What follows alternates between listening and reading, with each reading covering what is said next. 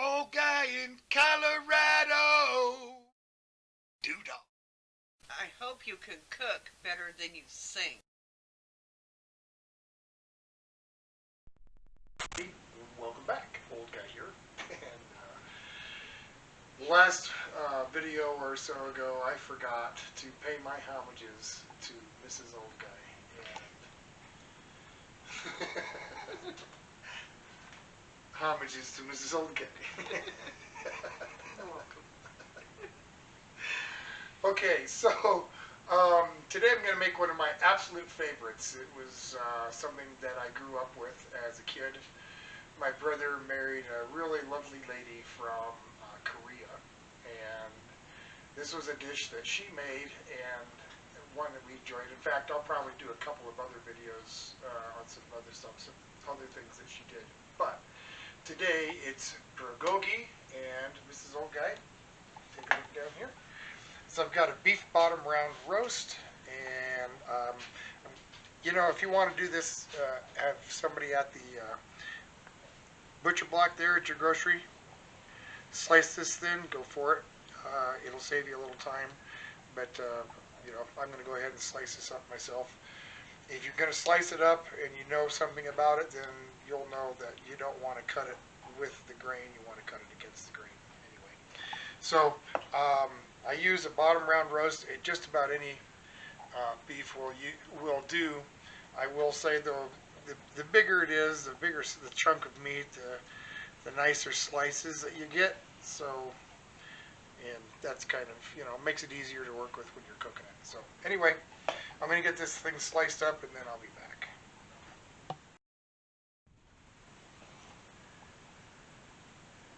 Just about there.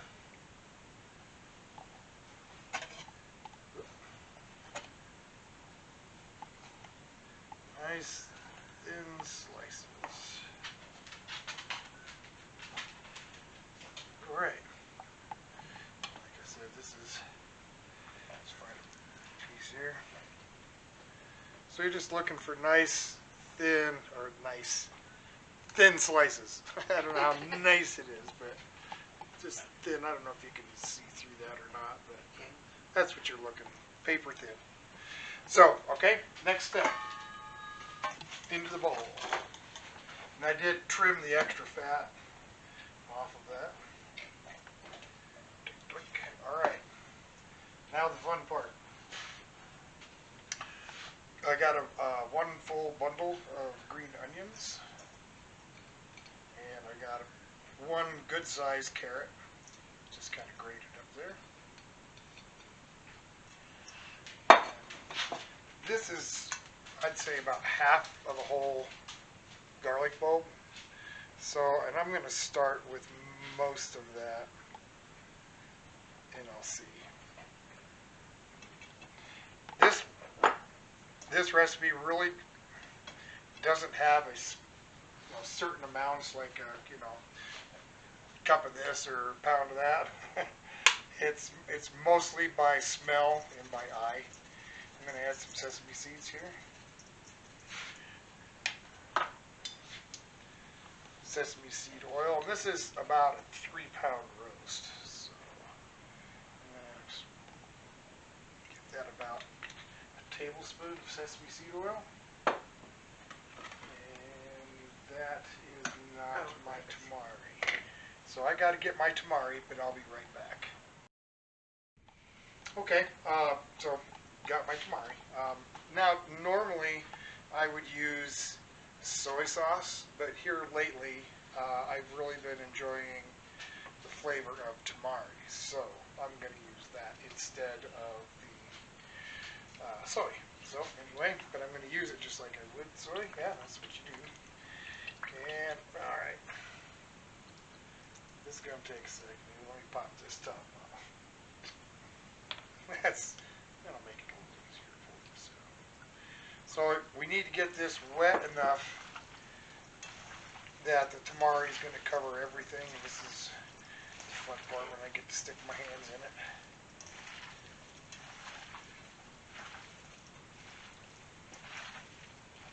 Okay, what I was saying about you know when you've got enough as far as like aroma goes. And what I mean by that is I'm going to get this mixed up, and I'll get my face in there, and I'm going to give it a smell, and I should be able to smell the sesame seed oil, the green onion, the sugar that I'm about to add, the garlic.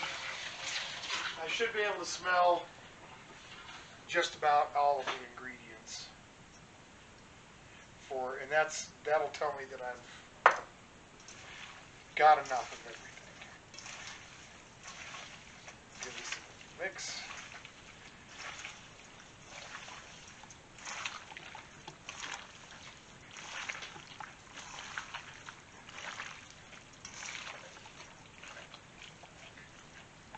All right, going down for the sniff.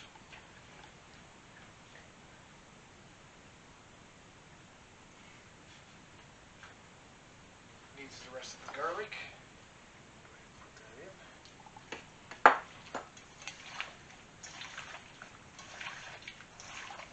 Like I said, it varies from batch to batch. It all depends on how much meat you're using. But I will always use about the same amount of green onion. Oh, that's better. Yep, a little bit more sugar.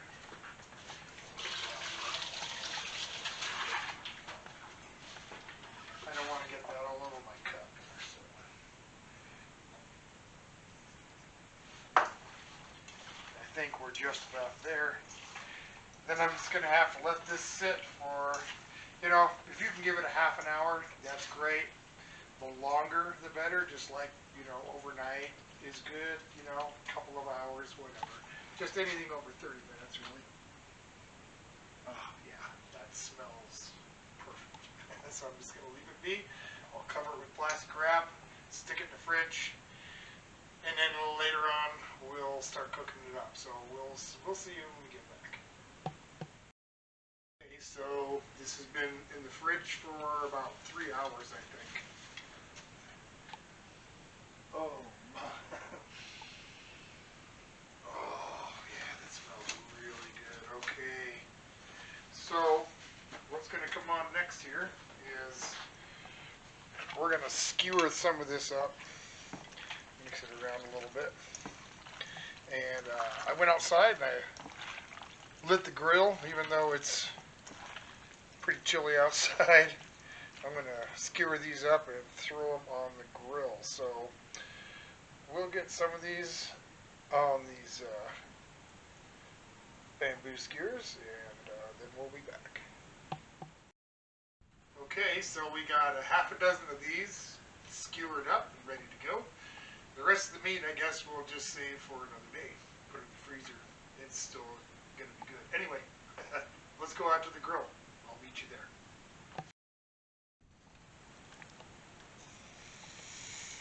Oh, this is going to be so good.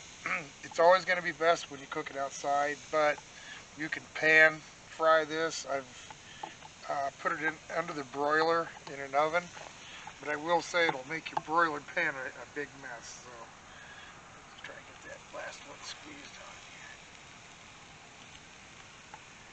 here. Okay, so let's give these a cook. We'll be back when they're ready to pull off. Oh, you're already going? Okie doke. These are ready to come off the grill.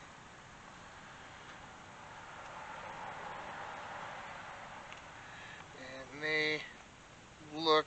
they smell better than they look, and they look amazing. I can't wait. Okay, we'll meet you at the table. Okay, like I said, this is something I grew up with, so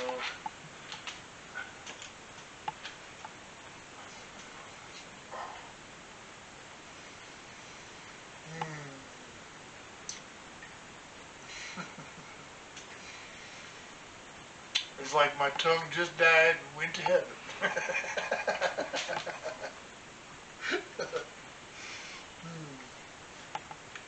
Man, this is good. It's really good.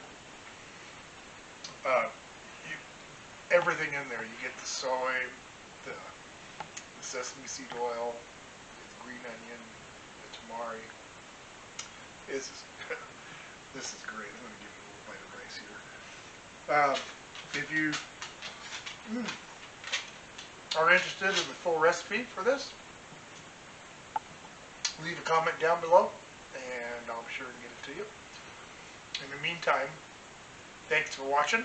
I appreciate you very much. And if you're new to the channel, thanks for watching. I hope you hit the subscribe button. Y'all take care of yourselves now. We'll see you the next time.